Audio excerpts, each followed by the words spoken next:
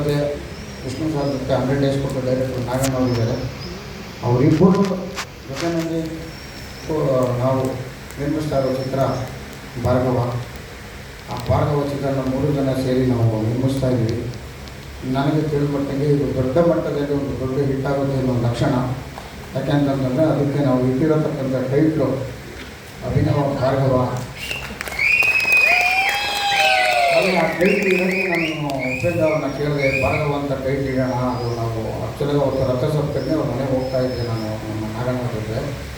Sir ಯಾಕೋ ಹೊಡಿತಾ ಇದ್ದೆ, ಭಾರ್ಗವ ಇಟ್ಕೊಳ್ಳೋಣ ಸರ್, ಅದು ಹೆಂಗೆ ಸರ್ ಇಲ್ಲ ಆ ಟೈಟ್ಲಲ್ಲಿ ಸಿನಿಮಾ ಬಂದಿಲ್ಲ ಸರ್, ಬಟ್ ವಿಷ್ಣು ಸರ್ಗೆ ಅಭಿನವ ಭಾರ್ಗವ ಅಂತ ಕರೀತಾರಲ್ವ, ಹೆಂಗಿರೋ ಪಾಪ್ಯುಲರ್ ಆಗಿದೆ, ಇಟ್ಕೊಳ್ಳೋಣ ಸರ್.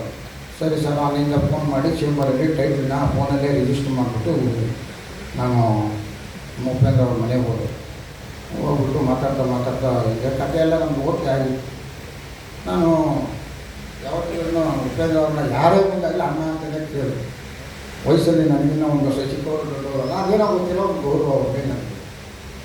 ಹಣ ಟೈಟ್ಲು ಫಿಕ್ಸ್ ಮಾಡಿಬಿಟ್ಟಿದ್ದೀವಿ, ಬೇಜಾರು ಮಾಡ್ತೀವಿ. ಏನು ಭಾರ್ಗವ ಸುಮ್ಮೀರಪ್ಪ ನಿಮಗೆ ತಮಾಷೆ ಮಾಡೋದು ಯಾಕಣ್ಣ, ಅದು ವಿಷ್ಣು ಸರ್ ಟೈಟ್ಲು ಸುಮ್ಮೀರು ಬೇಡ ಇಲ್ಲ ಅಣ್ಣ, ಅವ್ರು ಇಟ್ಕೊಂಡು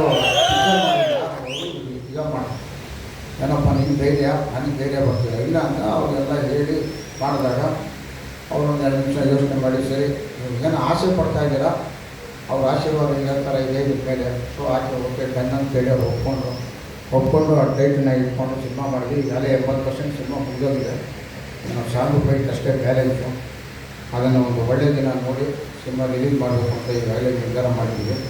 ಅವರು ಈ ಕಾರ್ಯಕ್ರಮಕ್ಕೆ ಗಂಡ ಹೆಂಡತಿ ಇಬ್ಬರು ಬಂದು ನಮ್ಮಗಳ ಜೊತೆ ಒಂದು ಕಾಲಾವಕಾಶ ಕಳೆದಿಕ್ಕೆ ನನ್ನಿಂದ ಹಾಗೂ ನಮ್ಮ ಕನ್ನಡ ಕರ್ನಾಟಕ ನಿರ್ದೇಶ ಅವರು ನಾರಾಯಣ ಅವ್ರ ಕಡೆಯಿಂದ ಉಪರೂಪ ಧನ್ಯವಾದ ಸಲ್ಲಿಸ್ತಾ ಇದ್ದೀವಿ. ಯಾಕೆಂತಂದರೆ ಎಲ್ಲರೂ ಮಾತಾಡಿದ ಮೇಲೆ ಎಲ್ಲರೂ ಹೊರಟ್ಬಿಡ್ತಾರೆ, ಆವಾಗ ಹೇಳೋಕ್ಕಾಗಲ್ಲ. ಅದಕ್ಕೆ ಮತ್ತೆ ಹೇಳ್ತಾ ಇದ್ದೀನಿ, ಈಗ ಉಪೇಂದ್ರ ಅವರು ಒಂದೆರಡು ಇದು ಮಾತಾಡಬೇಕು ಅಂತ ಹೇಳ್ತೀನಿ.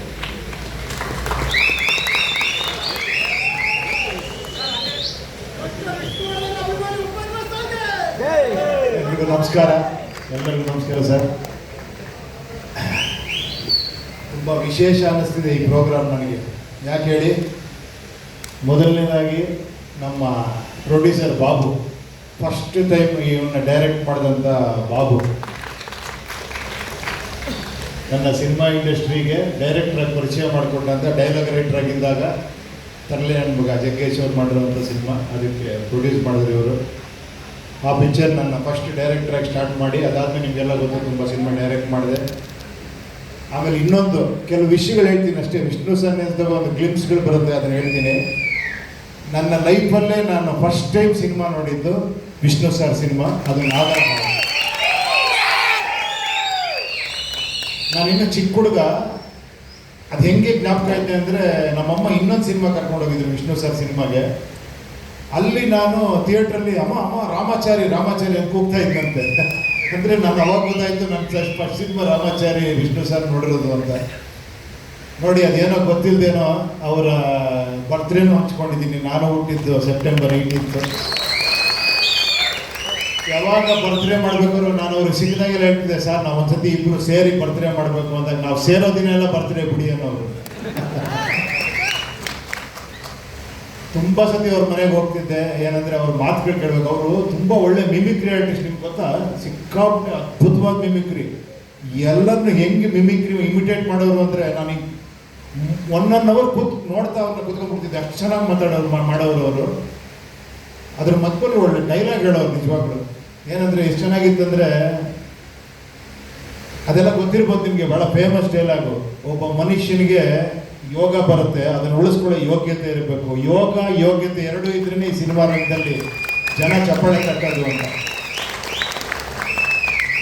ಅದಾದ್ಮೇಲೆ ಇನ್ನೊಂದು ವಿಷಯ ಹೇಳೋರು, ಅವನ್ನ ಸಂಪೂರ್ಣ ಒಪ್ಕೊಳ್ಳಿ, ಅವನ್ನ ನಿಮ್ಮ ಸಂಪೂರ್ಣವಾಗಿ ಅಪ್ಕೊಂತಾನೆ ಅಂತ. ಅದೇ ವಿಷ್ಣು ಸರ್. ಆಮೇಲೆ ಸರ್ ನೀವು ಯಾವಾಗ ಹೇಳ್ತಿದ್ರಲ್ಲ ಸರ್, ಅದೇನು ಜೋಶ್ ಮೇಲೆ ಮಾಡಿ ಕೆಲಸ. ಹೋಶ್ ಅವ್ರ ಜೋಶ್ ಅಲ್ವಾ?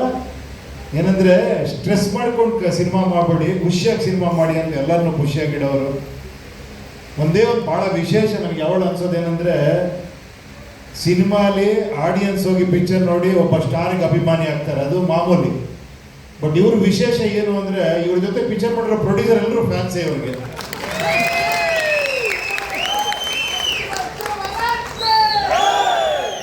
ಆಮೇಲೆ ಇಲ್ಲಿ ನಿಮ್ಮ ಬಗ್ಗೆ ಒಂದು ವಿಶೇಷ ಹೇಳಬೇಕು ಅಂದ್ರೆ ನನ್ನ ಲೈಫಲ್ಲಿ ನೋಡಿಲ್ಲ ಒಬ್ಬ ಕಟ್ಔಟ್ಗೆ ನೀವು ಹಾಕ್ತಿದ್ದಂತ ಅಷ್ಟ ಇದೆಯಲ್ಲ ಹಾರಗಳು ಯಾರಿಗೂ ಹಾಕಿಲ್ಲ. ಯಾವಳು ಕಟ್ಔಟ್ ಅಂದ್ರೆ ಆ ಥರ ಮೇಲಿಂದ ಕೆಳಗಡೆಯವ್ರಿಗೆ ಹಾರ ಹಾಕಿ ಸಂಭ್ರಮಿಸ್ತಾ ಇದ್ರಿ. ಅವ್ರ ಹಾಡು ಅವ್ರು ಅದೇ ಥರ ಬದುಕಿದ್ರು. ಈ ಅಂಜದ ಎದೆಯಲ್ಲಿ ತಗ್ಗುವಾಳಲ್ಲ, ತಲೆ ತಗ್ಗಿಸಿ ಬಾಳಲ್ಲ, ಈ ರಾಮಾಚಾರಿ ಕೆಣಕೋ ಗಂಡು ಇನ್ನೂ ಹುಟ್ಟಿಲ್ಲ. ರೋಮಾಂಚನ ಆಗುತ್ತೆ ಆ ಸಿನಿಮಾ ನೆನೆಸ್ಕೊಂಡ್ರೆ, ಅವರ ಪರ್ಫಾರ್ಮೆನ್ಸ್ ನೆನೆಸ್ಕೊಂಡ್ರೆ. ಬಹಳ ತುಂಬ ಖುಷಿ ಅನ್ನಿಸ್ತು ಈ ಪ್ರೋಗ್ರಾಮ್ ಬಂದು. ಎಲ್ಲದಕ್ಕಿನ್ನ ಕೋಟಿಗೊಬ್ಬ ಪಿಕ್ಚರಲ್ಲಿ ನಮ್ಮ ಶ್ರೀಮತಿಯವರು ಆ ಪಿಕ್ಚರಲ್ಲಿ ಮಾಡಿರೋದು ಇನ್ನೊಂದು ವಿಶೇಷ, ಮತ್ತೆ ಅದು ರಿಲೀಸ್ ಮಾಡ್ತಿರೋದು ಇನ್ನೊಂದು ವಿಶೇಷ. ಅವ್ರ ಸಿನಿಮಾಗಳೆಲ್ಲ ಅವಾಗ ರಿಲೀಸ್ ಆಗ್ತಾನೆ ಇರಬೇಕು, ನಾಗರಾವ್ ಮತ್ತೆ ಬರಬೇಕು ಅಲ್ವಾ, ಎಲ್ಲ ಬರ್ತಾನೆ ಇರಬೇಕು. ಇವತ್ತು ಅಂದರೆ ಕ್ರೇಜೇ ಬೇರೆ. ಲಯನ್ನೇ ಥ್ಯಾಂಕ್ ಯು, ತುಂಬ ಸಂತೋಷ ಆಯಿತು ಈ ಒಂದು ಸಂದರ್ಭ ಸಿಕ್ಕಿ ಅವ್ರ ಬಗ್ಗೆ ನೆನೆಸ್ಕೊಳ್ಳೋ ಒಂದು ಅವಕಾಶ ಮಾಡಿಕೊಂಡಂಥ ಬಾಬು ಅವರಿಗೆ ತುಂಬ ಥ್ಯಾಂಕ್ಸು. ಈಗ ಅವ್ರು ಎಂಥ ಅಭಿಮಾನಿ ಅಂದರೆ ಅವ್ರ ಹೆಸರಲ್ಲೇ ಪಿಕ್ಚರ್ ಮಾಡ್ತೀನಿ. ಅವರಿಗೆ ಕೊಟ್ಟಿರೋ ಟೈಟಲಲ್ಲೇ ಭಾರ್ಗವ ಅಂತ. ನಾನು ಹೇಳಿದೆ ನಿಮ್ಮ ಪ್ರೀತಿ, ನಿಮ್ಮ ಅಭಿಮಾನ ಮತ್ತು ಅವರು ನಿಮ್ಮನ್ನು ಆಶೀರ್ವಾದ ಮಾಡ್ತಾರೆ, ಒಳ್ಳೇದಾಗತ್ತೆ ಈ ಪಿಕ್ಚರ್ಗೆ ಅಂತ. ಮತ್ತೆ ನಾಗಣ್ಣ ಅವರಿಬ್ಬರು ಕಾಂಬಿನೇಷನ್ ಭಾರ್ಗವ ಮಾಡ್ತಾ ಇದ್ದೀವಿ. ಒಳ್ಳೇದಾಗಲಿ ಬಾಬು ಅವರೇ, ಎಲ್ಲರಿಗೂ ಒಳ್ಳೇದಾಗಲಿ. ನಿಮ್ಗೆಲ್ಲರಿಗೂ ತುಂಬ ವಿಶೇಷವಾದ ವಿಷಯ ಹೇಳಿದ್ರಿ ನೀವು. ಭಾಳ ಆಶ್ಚರ್ಯ ಅನ್ನಿಸ್ತು ವಿಷ್ಣು ಸರ್ ವಾಚ್ ಕೊಟ್ಬಿಟ್ಟು ಆಶೀರ್ವಾದ ಮಾಡಿದ್ದು. ಆ ಥರ ತುಂಬ ವಿಷಯ ಇದೆ ಅವ್ರದ್ದು. ಅದು ಹೇಳ್ತಾ ಕೂತ್ರೆ ಇನ್ನೊಬ್ರು ಒಂದಷ್ಟು ಜನ ಹೇಳಲಿ ಅಂತ ನಾನೇ ಹೇಳ್ತಾ ಇರ್ತೀನಿ ಅವ್ರ ಬಗ್ಗೆ ಮಾತಾಡ್ತಾ ಇದ್ರೆ. ಒಳ್ಳೇದಾಗಲಿ ಎಲ್ಲರಿಗೂ, ನಿಮಗೆಲ್ಲರಿಗೂ ಒಳ್ಳೇದಾಗಲಿ. ಎಲ್ಲ ಹಿಂಗೆ ನಗನಕ್ಕೊಂಡಿರಿ, ಖುಷಿಯಾಗಿ ತಲೆ ಕೆಡಿಸ್ಕೊಂಬೇಡಿ, ಯೋಚನೆ ಮಾಡಬೇಡಿ. ಓಕೆ, ಹ್ಯಾಪಿಯಾಗಿರಿ, ಖುಷಿಯಾಗಿದ್ರೆ. ಲಕ್ಷ್ಮಿ ಇದ್ರೆ ಖುಷಿ ಬರ್ತಾಳೆ ಅಂದ್ರೆ, ಖುಷಿಯಾಗಿದ್ರೆ ಲಕ್ಷ್ಮಿ ತಾನಾಗ್ತಾನೆ ಬಂದೇ ಬರ್ತಾಳೆ. ಓಕೆ.